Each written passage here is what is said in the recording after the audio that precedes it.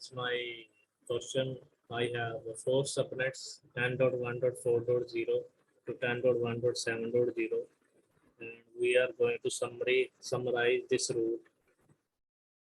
So first of all, we need to convert these 4 subnets into binary. So you can use your calculator to calculate the binary, or if you remember the binary to decimal conversion, you can do that also. So I have already shown various types how to do binary conversion. Let's take a look at this.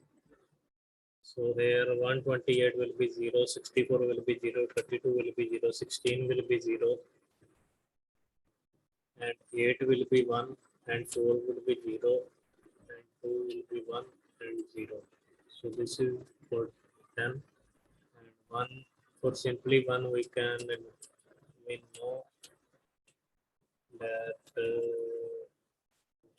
4, 5, 6, 7, 8.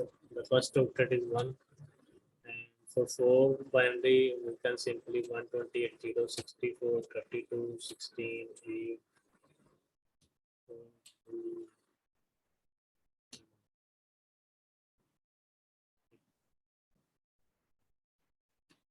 and for 0 it is 0.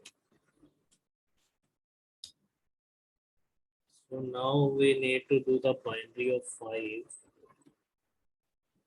We have already done this, and now 4 plus 1 is 5, rest is 0. Then again we need to compute 6. 4 plus 2 is 6, rest is same. And for 7, 4 plus 2, 6 and 7. So now we have computed the binary. Let's now make a summary route out of this. So as you can see, till the third octet and until this section, all values are same. So we are going to put the value that are same. You need to put 1 against them.